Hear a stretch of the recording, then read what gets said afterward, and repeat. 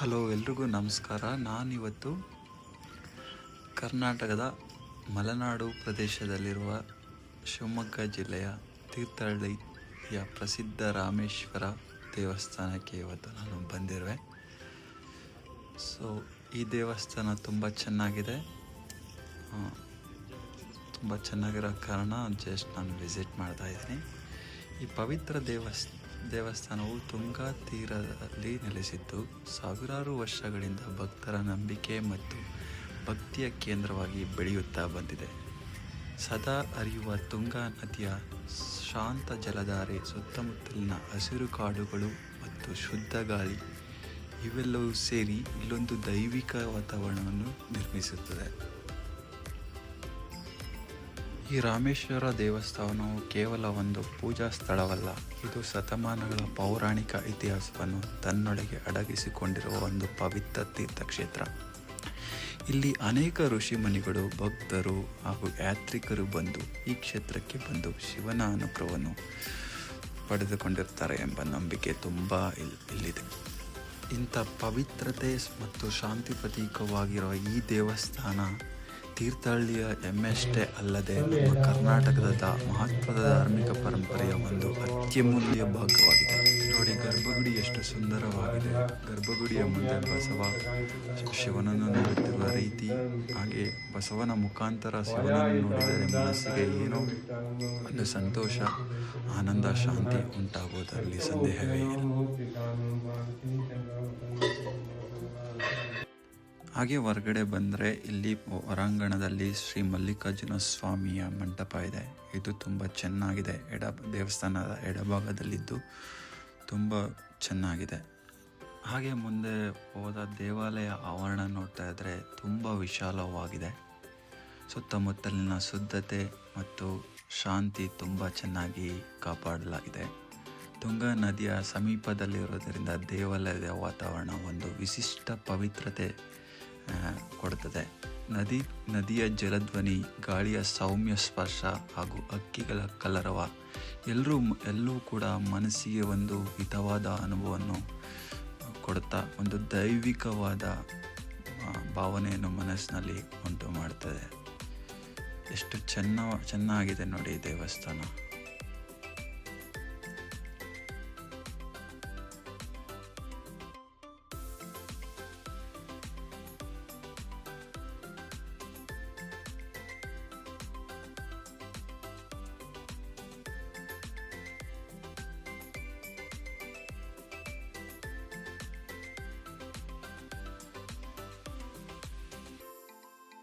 ಈ ದೇವಸ್ಥಾನಕ್ಕೆ ತನ್ನದೇ ಆದ ಒಂದು ಪೌರಾಣಿಕ ಹಿನ್ನೆಲೆ ಕಥೆ ಇದ್ದು, ಪುರಾಣಗಳ ಪ್ರಕಾರ ಈ ಕ್ಷೇತ್ರಕ್ಕೆ ಪರಶುರಾಮರ ಕಥೆ ಬಹಳ ಆಳವಾಗಿ ಸಂಬಂಧಿಸಿದಂತೆ ಕಾಣಸಿಗುತ್ತದೆ. ಪರಶುರಾಮನು ತನ್ನ ಪಾಪ ಪರಿಹಾರಕ್ಕಾಗಿ ಅನೇಕ ನದಿಗಳಲ್ಲಿ ತನ್ನ ಕೊಡಲಿಯನ್ನು ತೊಳೆಯುತ್ತಾರೆ. ಆದರೆ ಕೊಡಲಿಯ ಮೇಲೆ ಇರುವ ರಕ್ತದ ಕಲೆ ಯಾವುದರಿಂದಲೂ ಹೋಗಲಿಲ್ಲ ಎಂದು ನಂಬಿಕೆ.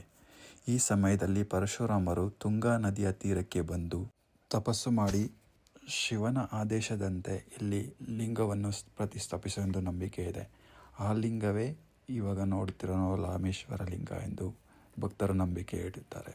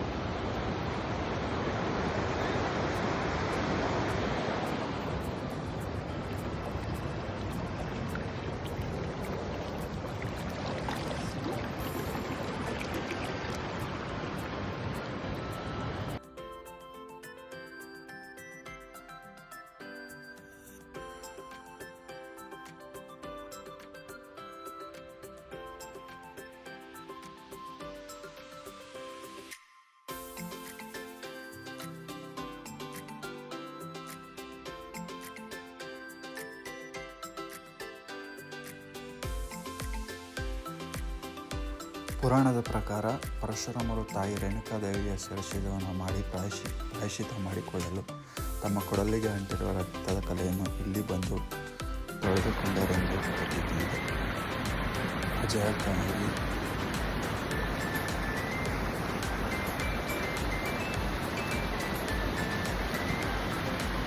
ಸ್ನೇಹಿತರೆ, ತುಂಗಾ ನದಿಯ ತೀರದಲ್ಲಿರುವ ಈ ಪವಿತ್ರ ರಾಮೇಶ್ವರ ದೇವಸ್ಥಾನವು ನಿಜಕ್ಕೂ ಒಮ್ಮೆ ಭೇಟಿ ನೀಡಬೇಕಾದ ಸ್ಥಳ.